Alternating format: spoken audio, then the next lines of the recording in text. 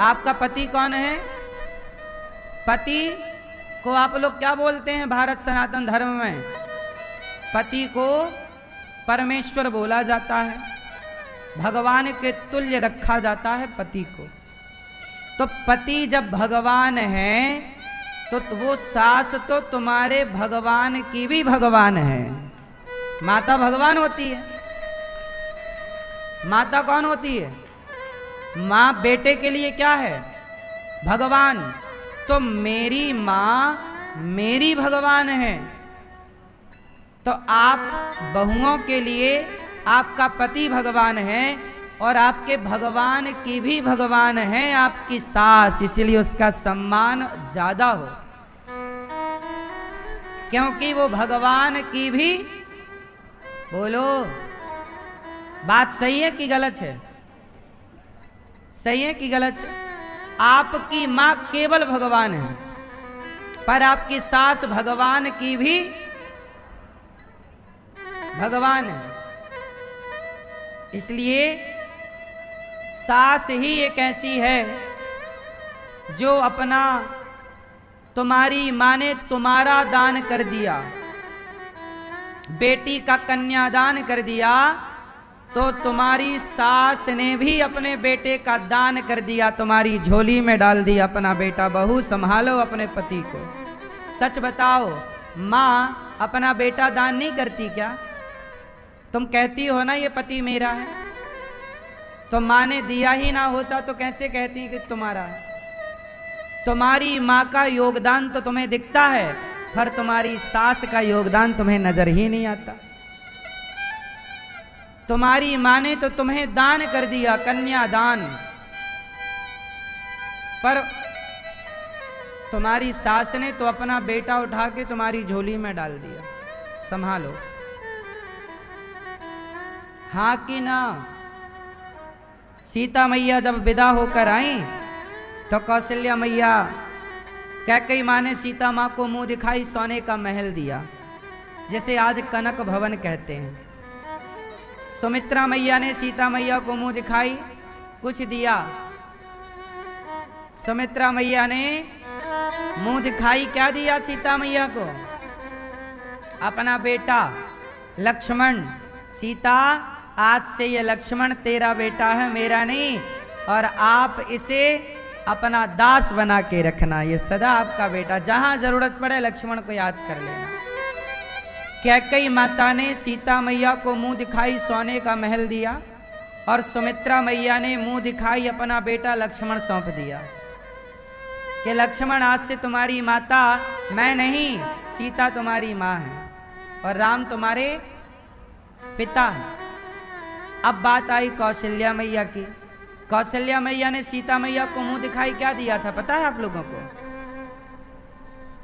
भाई, बहुओं को सास मुंह दिखाई कुछ नेंग देती है कि नहीं? ये परंपरा है। आपकी सास ने कुछ दिया था?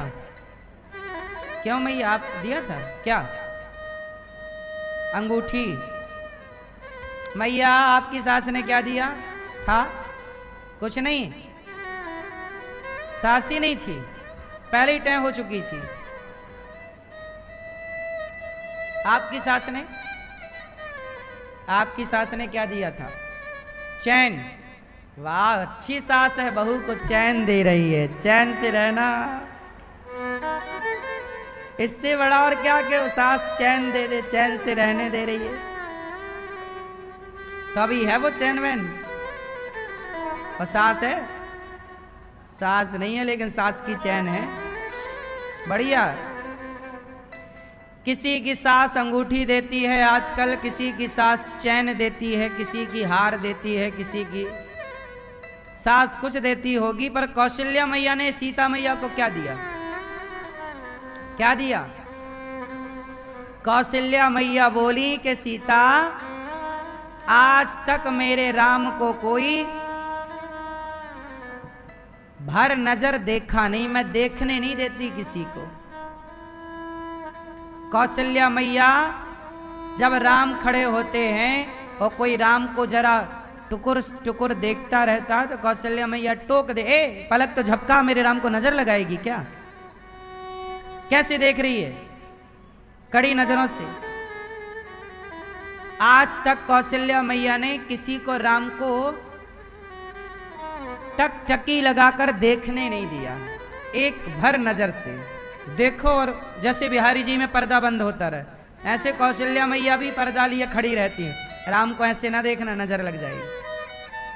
तिनका तोड़ती रहती थी मैया, राम को लंबे टाइम तक मत देखो, थोड़ा पलक झपका लो।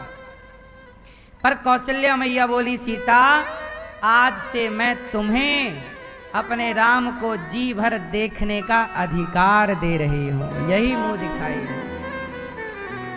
एक मां अपना बेटा सौंप रही है अपनी बहू को, इससे बड़ा त्याग क्या होगा। फिर वो तुम्हारा पति तुम्हारे लिए ही कमाता है, तुम्हारे लिए ही सब करता है। आज कल देखो ना, अपनी पत्नी के लिए अपनी मां को छोड़ने आ गया वृद्धाश्रम, इतना प्यार करता है अपनी पत्नी से।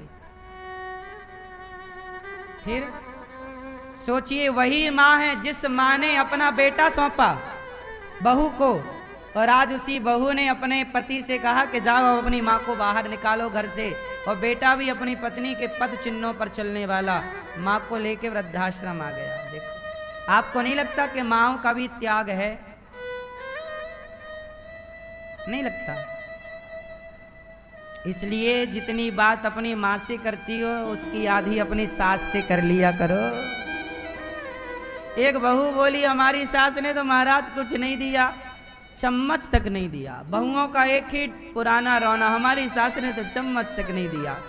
तो मैंने कहा कि बहू एक काम कर, ये सोने की चम्मच रख और पति वापस कर। ये बताओ, आपका पति किसने दिया आपको? जोर से, आपका पति आपको किसने दिया? सास ने। तो काहे कहती हो कि सास ने तो चम्मच तक नहीं दिया? तो चम्मच लो, पति वापस करो। कर सकती हो? झूठे ही रोना रोती हैं, सास ने तो चम्मच नहीं दिया, ये नहीं दिया। अरे पति दे दिया वो कम है? जो दिया उसकी कदर नहीं है, नहीं चम्मच के लिए रो रही है, पति पाके खुश नहीं है। रिश्ते तब समाप्त होते हैं, रिश्ते तब बिगड़ते हैं जब रिश्तों का महत्व ही पता ना हो। बोलो हाँ। मैं कहता हूं कि आजकल ना स्कूलों में सिलेबस में रिश्तों का भी एक पाठ होना चाहिए, रिश्तों का भी एक विषय, सब्जेक्ट, मतलब पीरियड टाइम 30 मिनट होना चाहिए कि भाई हम आधा घंटा रिश्तों को पढ़ाएंगे।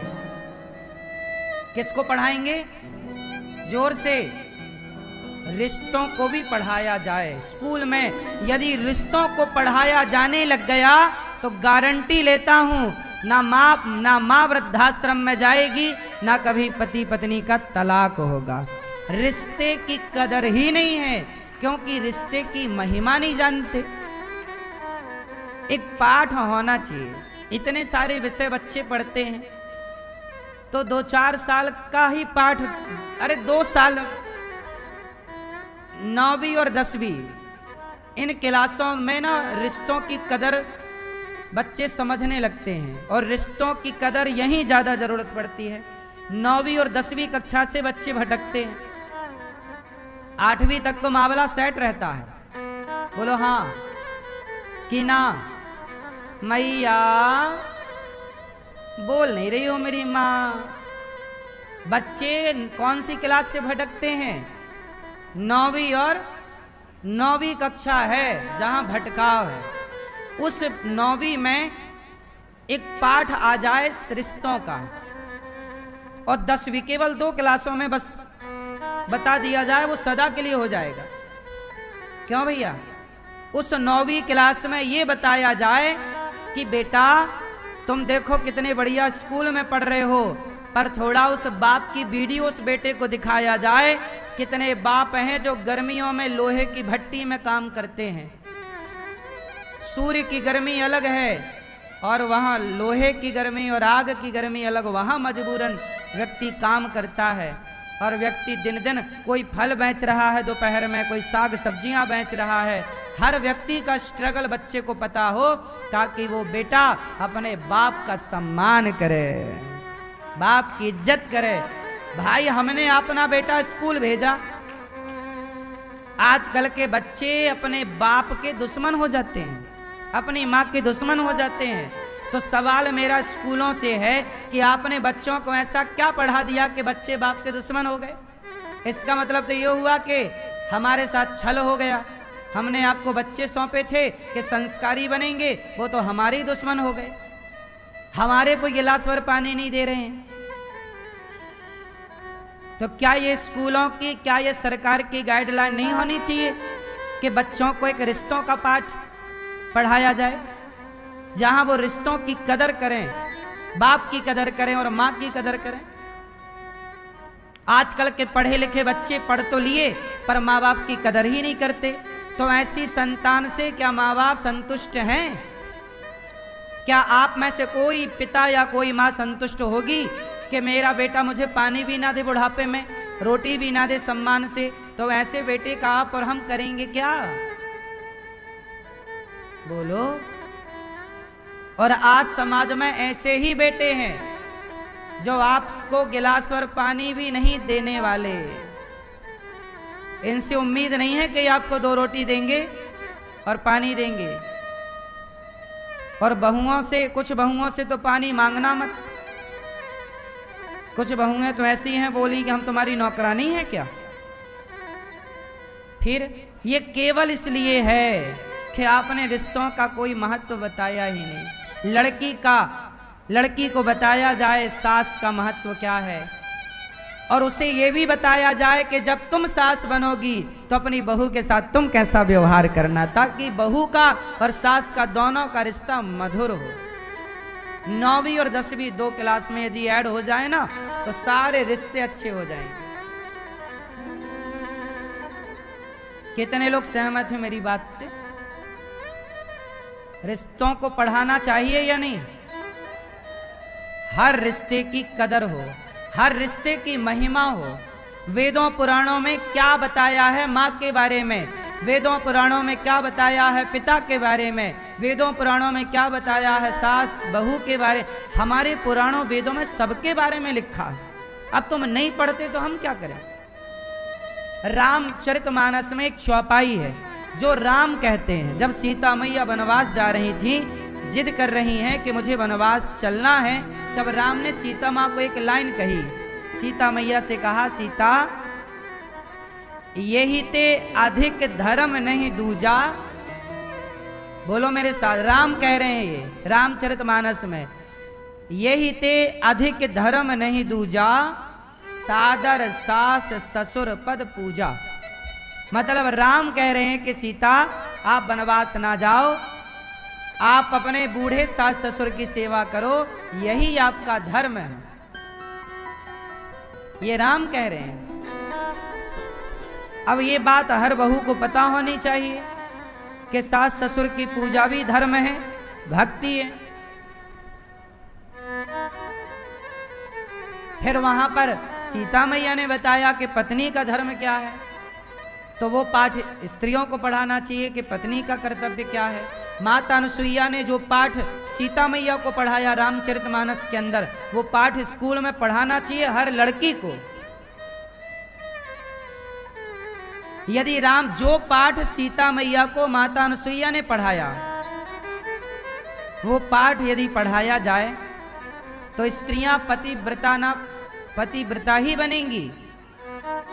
चरित्रहीन इसलिए बन रही हैं क्योंकि माता अनुसुईया का पढ़ाया पाठ किसी को याद नहीं है।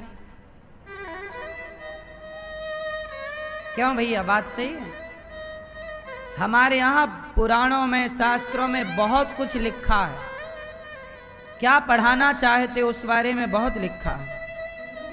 इतना बढ़िया काम हो सकता है ना करने से, नहीं करने से कुछ नहीं हो। मैं जो स्कूल की कल्पना लेकर बैठा हूं मस्तिष्क में, मैं कक्षा 1 से लेकर 12वीं तक एक स्कूल बनाने वाला हूं। यदि आप सबका सहयोग और आशीर्वाद रहा तो जिस स्कूल में CBSE की पढ़ाई तो होगी, बच्चे इंग्लिश मीडियम में तो रहेंगे, पर साथ ही वहां पर मैं बच्चों को अलग से संस्कार के पाठ पढ़ाऊंगा। संस्कार क्या होता है? जहां शिक्षा होगी पर साथ में क्या होगा? संस्कार। लड़कियों का धर्म पढ़ेंगी, स्त्रियों का, और पुरुषों का धर्म पढ़ेंगे, क्योंकि दोनों का धर्म अलग है। स्त्री का धर्म पुरुष को भी पता हो और पुरुष का धर्म स्त्री को भी पता हो, ताकि पति पत्नी दोनों ये कह सकें अपनी पत्नी को, क्या ये तुम्हारा धर्म है? या स्त्री भी बोल सके, स्वामी क्या ये आपका धर्म है जो आप कर रहे हैं? जब धर्म का पाठ पढ़ेंगे तब तो धर्म की आन होगी। पहले के लोग कसम खाते थे, मां कसम, मैं गंगा की सौगंध खाता हूं, ऐसा है वैसा। पहले किसकी कसम खाते थे? मैं गंगा कसम खाता हूं, मैं भगवान कसम खाता हूं, मैं गीता की कसम खाता हूं, जो कहूंगा सच कहूंगा, सच के सिवा कुछ नहीं कहूंगा। भाई गीता की ये जो आन है, सौगंध है, गीता की सौगंध तब खाओगे ना जब गीता को जानोगे, गीता के महत्व को समझोगे। अब गीता के महत्व को समझोगे ही नहीं तो गीता की झूठी कसम खाने में देर कितनी लगनी है? मां कसम, भाई मां की महिमा को जानोगे तब तो मां की आन का सम्मान रखोगे। गीता को जानोगे तब तो गीता का सम्मान करोगे। कसम खा लेने से क्या होगा? आदमी 100 कसम खा के झूठ बोल देता है। क्यों बोल रहा है? क्योंकि धर्म का पाठ पढ़ा ही नहीं। धर्म का पाठ पढ़ेगा तो हरिश्चंद्र बाजार में बिक गए थे, पर उन्होंने अपना सत्य, अपना धर्म नहीं छोड़ा था। पत्नी तारा बिक गई बाजार में, पुत्र रोहित बिक गया। क्या क्या कहानी पढ़ना जरा साहब। मैं कहता हूं कि हर विद्यालय, हर स्कूल में बच्चों को हरिश्चंद्र की कथा जरूर पढ़ानी चाहिए, ताकि बच्चे सत्य बोलना सीखें। भैया हरिश्चंद्र के बारे में क्यों नहीं पढ़ाया जाता? बाबर के बारे में क्यों पढ़ाया जाता है? क्या मतलब हमारा बाबर से? हरिश्चंद्र के बारे में पढ़ोगे तो हरिश्चंद्र जैसे सत्यवादी बनोगे। और आज इस देश में सत्य बोलने वालों की बड़ी कमी है। हर तरफ झूठे लोग हैं। औरों की तो छोड़ो, बेटा झूठा हो रहा है। जब अपने धोखा देते हैं ना तो दर्द ज्यादा होता है। भाई बेटा ही धोखा दे दे तो आदमी भरोसा किस पे करेगा? सबसे भरोसेमंद तो पुत्र ही होता है, सबसे भरोसेमंद तो पिता ही होता है, सबसे भरोसेमंद तो मां ही होती है। लेकिन मां ही धोखा दे दे, पत्नी ही धोखा। पत्नी और पति ये रिश्ते किस पर चलते हैं? बोलो, विश्वास पर चलते हैं। लेकिन आपने कभी सोचा कि वो आदमी, राजा नाम का लड़का, कभी सोचा नहीं कि मेरी पत्नी मुझे मरवा देगी? वो तो अपनी पत्नी के साथ खुश था। पत्नी एकांत में ले गई और अपने पति को मरवा दिया। जब उसे पता लगा मेरी पत्नी ही मुझे मरवा रही है, तो बेचारा वो तो उसी समय मर जाएगा, बिना मारे मर जाएगा। जब अपने ही धोखा देंगे तो आदमी तो तुरंत मर जाएगा।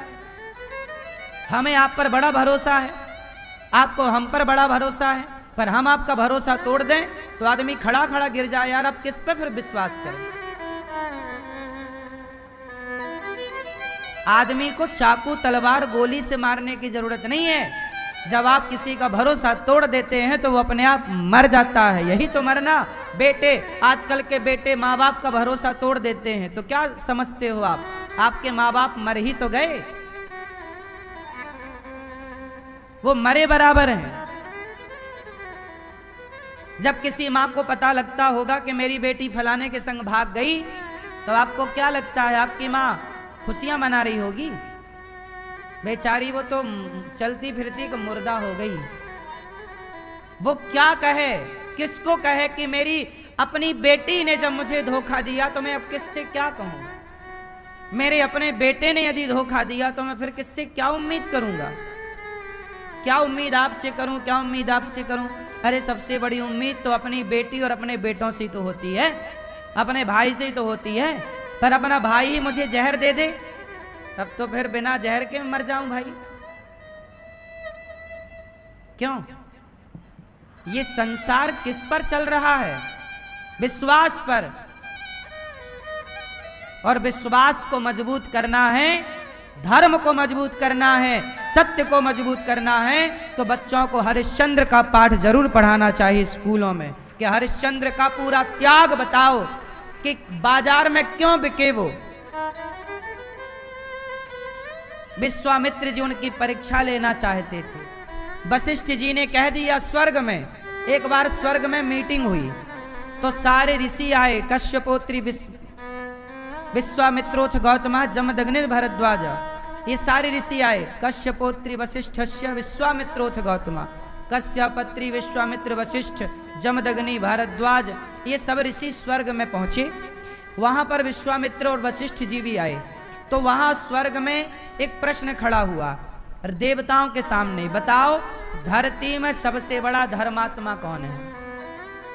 तो गुरु वशिष्ठ जी ने कहा कि इस समय पूरे धरती में मृत्यु लोक में सबसे बड़ा धर्मात्मा और सत्यवादी कोई है तो राजा हरिश्चंद्र है। किसने बोला ये बात? वशिष्ठ जी ने बोला।